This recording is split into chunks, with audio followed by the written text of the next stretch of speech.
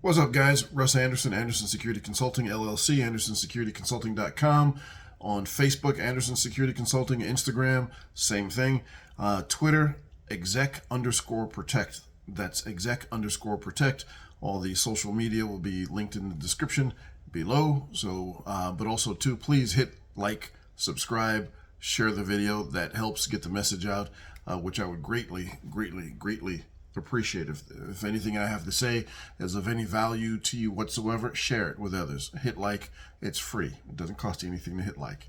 Anyway, so let's get straight into the subject of this video. This one is a very relevant topic that wasn't so relevant when I first started my executive protection and private investigations career. Social media. Social media has become so important nowadays that one of the first things that employers look at is your social media posts.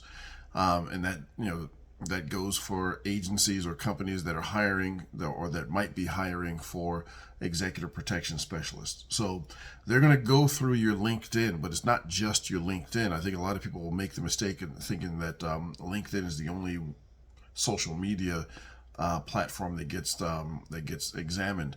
They're going to go through your Twitter, your Facebook, Instagram, whatever you might have. They're going to go through it with a fine-tooth comb. Why? Because you're going to be in close proximity to a VIP, to one of these C-suite individuals. They don't want someone, say for instance, if you posted a bunch of things that you hate,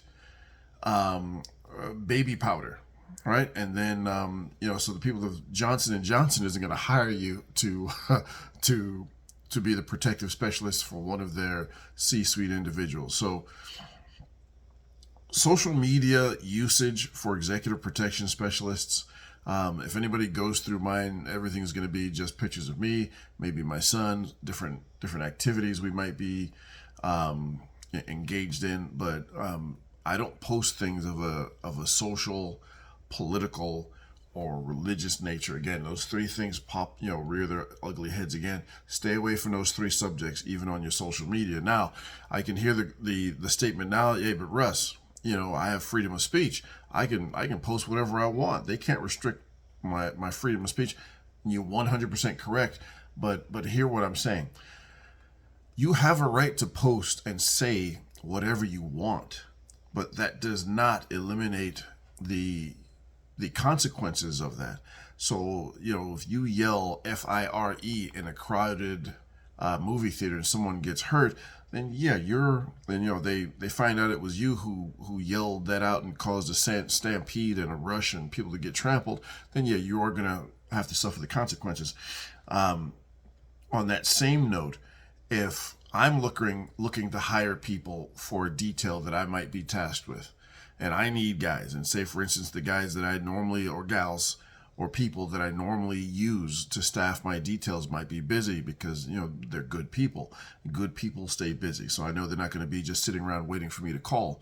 So I'm going to look through people's social media as well too. I'm also a licensed private investigator, so I know how to look at people's social media.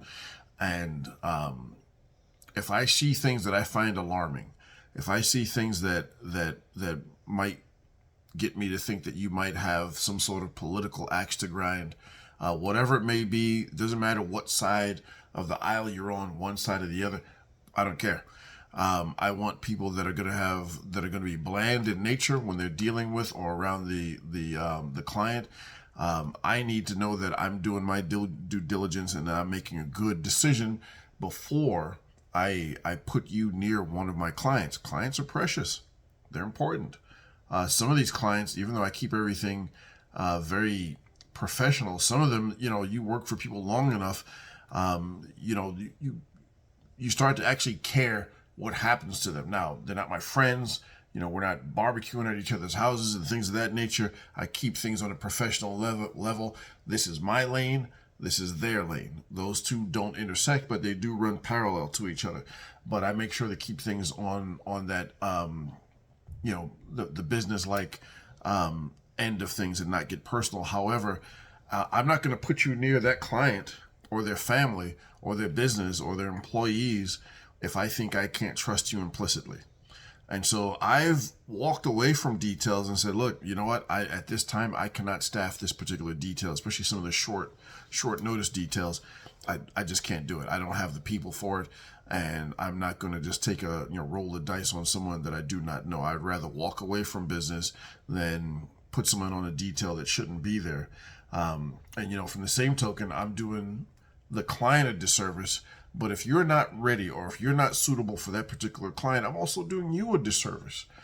So imagine you get put on a detail, and this has happened before, where I've seen people get on details. They were way too talkative, way too engaging with the client when the client really didn't want that and didn't ask for it. And I've seen the client go to the company owner, the security company owner, and say, "Look, I want this guy off my detail." And guess what? They're gone. They disappear into the ether like a puff of smoke. And so I won't be doing them I would be doing them a great disservice. I would be doing you a great disservice. And so, for my peace of mind, the last thing I want to have to worry about is the demeanor of a specialist that I put on detail. It doesn't matter if you're close to the client or the protectee. It doesn't matter if you're doing halls and walls out on the perimeter or you're just driving.